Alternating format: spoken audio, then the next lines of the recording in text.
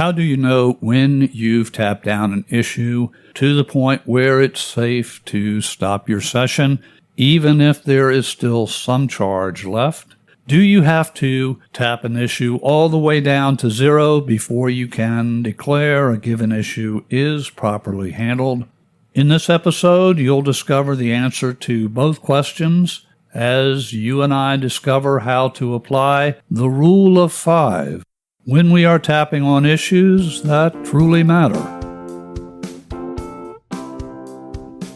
Stephen Carter here, and I am your host for EFT Tapping Junction. I'm the founder of Stress Solutions, LLC, a company that helped thousands of people release stress and achieve success in every area of life.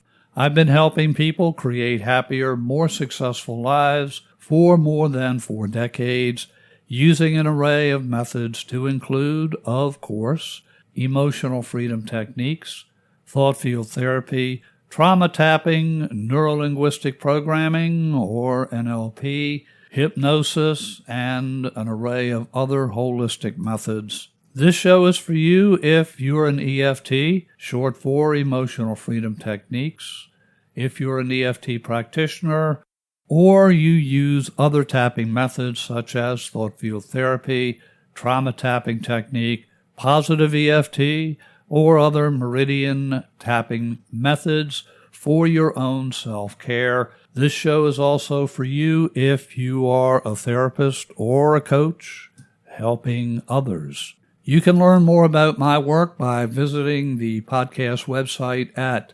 stressreliefradio.com, stressreliefradio.com. For this episode, I ask you to please stay tuned through the end of this episode for 2 announcements, one related to this show and a second related to the passing of a longtime pillar of the energy psychology community. More on that shortly. Let's turn our attention to our questions. When tapping on a difficult issue solo, without a tapping partner, there can be a tendency to end a session after we've achieved noticeable reduction in the 0 to 10 SUDS level. SUDS is, of course, short for subjective units of distress. It's the way we measure how strong a given issue is before we apply EFT tapping or any other method. In the classic SUD scale, 10 is the maximum stress level or charge we can imagine, and 0 equals absolutely no charge whatsoever. After tapping on the presenting issue, using 1 or more rounds, we again check to assess where we are on the SUD scale. The ultimate objective is to achieve a 0 on the 0 to 10 SUD scale for the issue we are tapping for.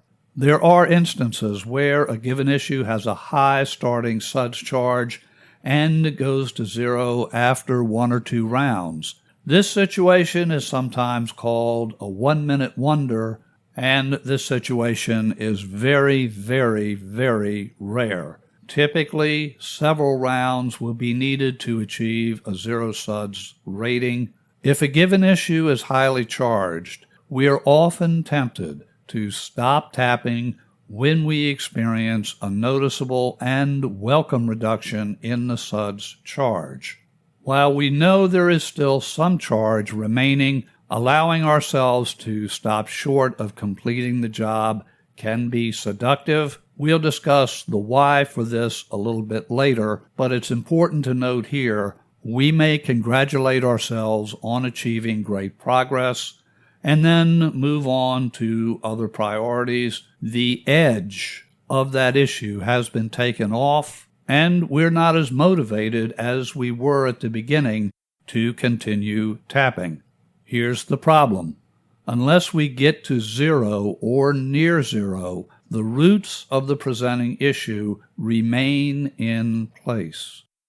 Sooner or later, those roots will again result in the same issue reappearing. The tendency to quit early is often experienced When you or a client is dealing with a memory or a belief related to a deep core issue, the subconscious is working to keep buried. It's doing this to protect you, but if you can keep tapping through that resistance, you're likely to uncover and release those long-buried issues and experience true emotional freedom.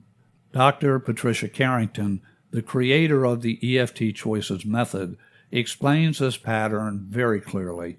Pat tells us, quote, "In my clinical work, I have found that people who stop doing EFT prematurely often do this when there is a core issue at stake that they are somehow reluctant to face. Often this core issue or an aspect is hiding beneath a less threatening issue on which they are consciously tapping. They simply don't want to open up a can of worms, as the old saying goes. They don't want to deal with the deeper issue and would rather settle for modest gains, so they stop doing EFT at this point. This can be an insidious trap because we can easily fool ourselves with it." Close quote. So how can we stay the course and achieve the best results possible, even if a part of us doesn't seem to want to continue? Pat suggests we apply the rule of 5. When we begin tapping on a difficult issue, we create and verbalize an affirmation to keep going with at least 5 rounds of EFT, even if we're feeling noticeable relief after 1, 2, 3 rounds. If you notice a sense of resistance as you're tapping on a specific issue, you can choose to tap on that feeling of resistance using a setup statement such as, "Even though a part of me seems like it wants me to stop tapping because I'm feeling so much better, I choose to experience full and complete relief by tapping 5 more rounds so I can truly be emotionally free." Your reminder phrase could be something like, "I choose emotional freedom." Feel free to adjust the suggested setup statement and reminder phrase. The important action is to tap on the resistance and then return to the presenting issue and tap at least 5 more rounds. If after tapping several rounds your SUDS level does not reach 0, stop tapping and create an affirmation thanking your subconscious for the wonderful progress. Give thanks to your source for that progress and speak to the subconscious out loud, saying something like, "Please continue releasing the emotional blocks associated with this issue so I can enjoy full and complete emotional release and freedom." Allow your subconscious to do its work for the next 1, 2, 3, perhaps even 4 days. Return to the original presenting issue in a few days and notice what's changed.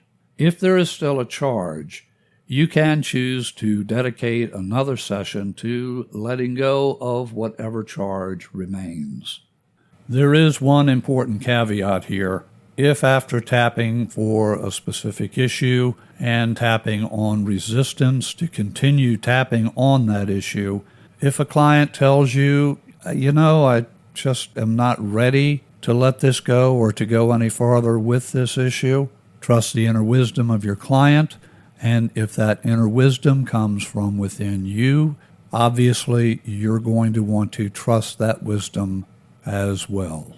Speaking of sessions, if you're working alone, I suggest restricting session periods to no more than 30 minutes at a time.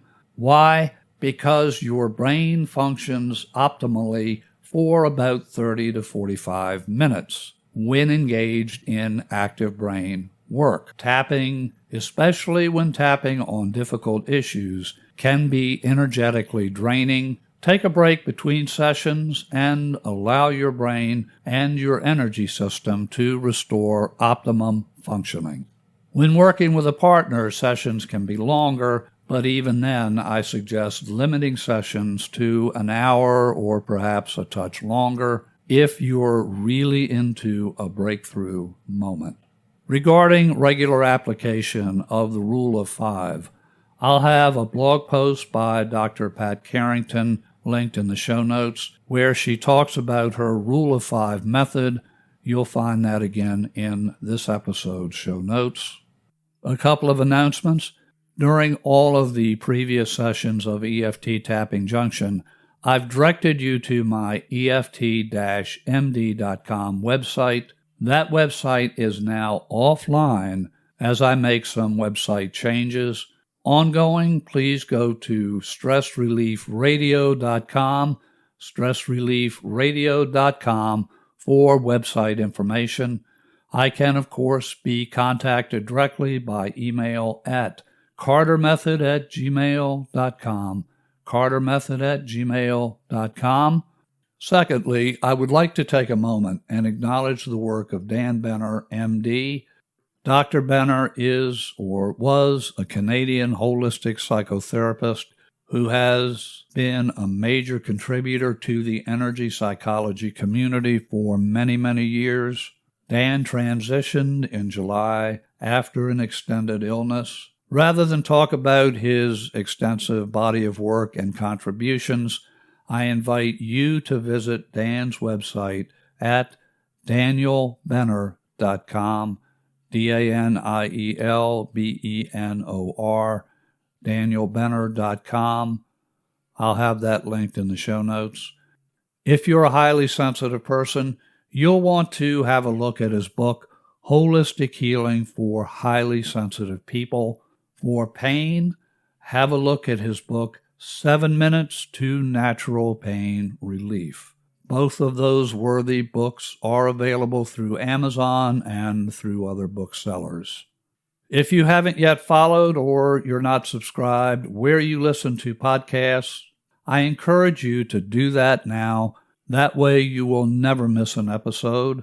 Until our next visit, your host here, Stephen Carter, for the EFT Tapping Junction podcast, wishing you and your loved ones blessings in abundance.